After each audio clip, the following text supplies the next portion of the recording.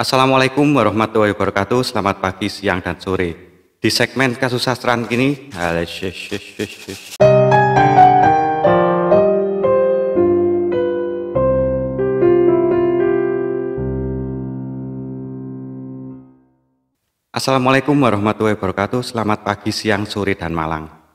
Di segmen Kasusastraan kali ini saya akan membacakan sebuah cerpen dari Jenar Mahesa Ayu yang berjudul Jangan Main-Main Dengan Kelamin. Kumpulan cerpen Jangan Main-Main Dengan Kelaminmu ini terdiri dari 11 cerita, yaitu Jangan Main-Main Dengan Kelaminmu, Mandi Sabun Mandi, Moral, Menyusu Ayah, Cermin, Saya Adalah Seorang Alkoholik, Stakato, Saya di Mata Sebagian Orang, Ting, Penthouse 2610, dan Payudara Nai-Nai.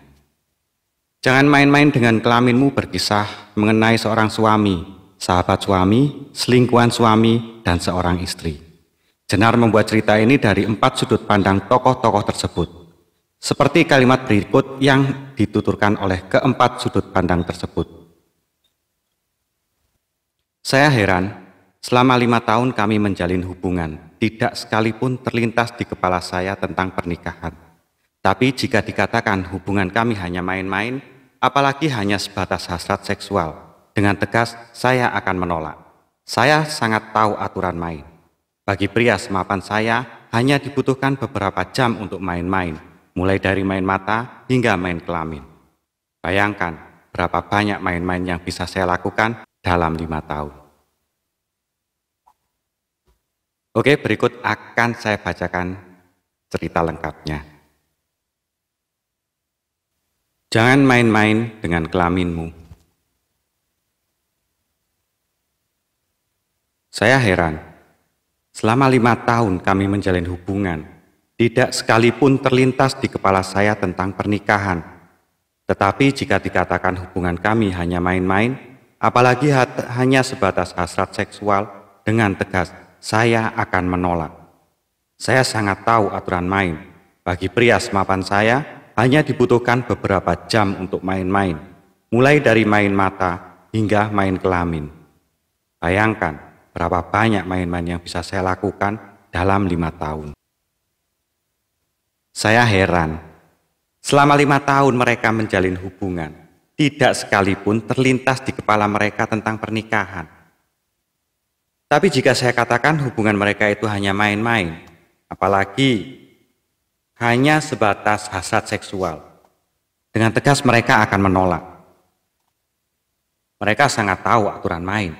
Bagi mereka hanya dibutuhkan beberapa jam untuk main-main, mulai dari main mata hingga main kelamin. Bayangkan berapa banyak main-main yang bisa mereka lakukan dalam 5 tahun.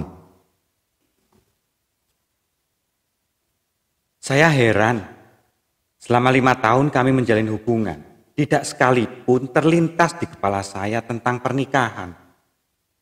Tapi jika dikatakan hubungan kami hanya main-main, apalagi hanya sebatas hasrat seksual, dengan tegas saya akan menolak. Saya sangat tahu aturan main. Bagi wanita secantik saya, hanya dibutuhkan beberapa jam untuk main-main, mulai dari main mata hingga main kelamin. Bayangkan berapa banyak main-main yang bisa saya lakukan dalam 5 tahun. Saya heran, selama 5 tahun mereka menjalin hubungan, tidak sekalipun terlintas di kepala mereka tentang pernikahan. Tapi jika saya katakan hubungan mereka itu hanya main-main, apalagi hanya sebatas hasrat seksual, dengan tegas, nurani hati saya akan menolak.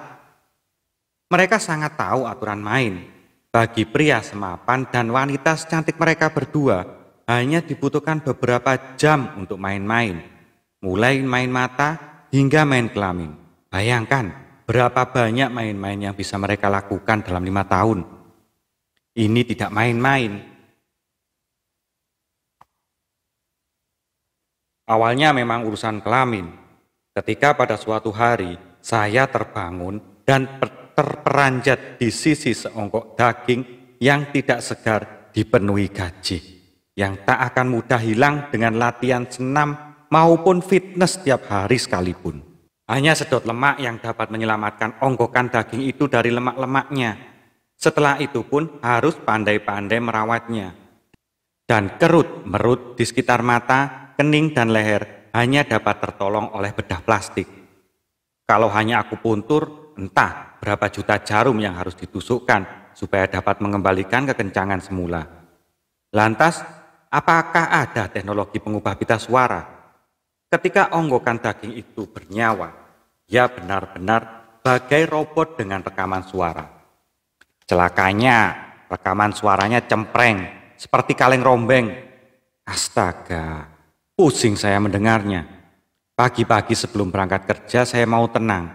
Sebentar kemudian, saya akan terjebak kemacetan, bertemu klien yang menyebalkan, dan karyawan yang tak berhenti minta tanda tangan. Rutinitas yang membosankan. Anehnya, sejak hari itu saya lebih memilih lekas-lekas berada di tengah-tengah kemacetan dan segudang rutinitas yang membosankan itu ketimbang lebih lama di rumah melihat seonggok daging yang tak sedap dipandang dan suara yang tidak sedap didengar. Kalau saya saja sudah jengah bertemu, apalagi kelamin saya. Awalnya memang urusan kelamin. Pada suatu hari, ia terbangun dan terperanjat di sisi seonggok daging yang tak segar.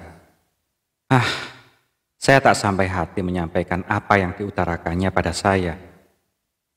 Tak pantas menyamakan seorang istri dengan seonggok daging, apalagi daging yang tak segar. Bahkan, ia mengatakan senam kebugaran takkan selamatkan istrinya dari serbuan lemak.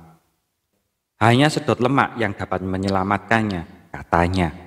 Dan kerut-merut yang menggelayut di wajah istrinya hanya dapat diselamatkan dengan cara bedah plastik.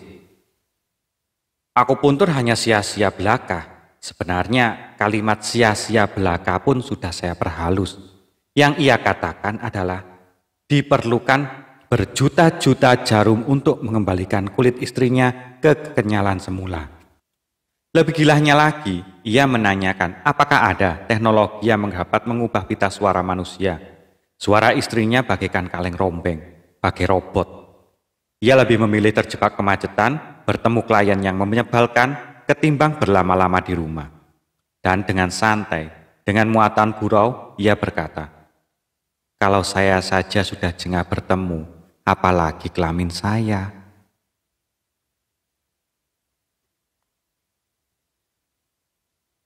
Awalnya memang urusan kelamin. Ketika pada suatu hari, ia terbangun dan terperanjat di sisi seonggok daging sebongkol lemak. Gulungan kerut-merut hingga suara kaleng rombeng. Saya sudah terbiasa mendengar keluhan suami-suami tentang istri-istri mereka. Saya juga tahu mereka senang, sayang sampai cinta pada saya. Awal mulanya pasti urusan fisik, urusan mata, urusan syahwat. Mana mungkin bertemu langsung sayang, pasti senang dulu. Dan senang itu bukan urusan perasaan, tapi pemandangan. Iya kan? Sebenarnya saya tidak terlalu nyaman mendengar perkeluhannya. Saya toh seorang perempuan yang suatu saat akan menjadi istri yang berlemak, berkerut-merut, dan cerewet seperti kaleng rombeng. Yang pada suatu saat nanti mungkin akan dicampakkan dan dilupakan seperti istrinya sekarang.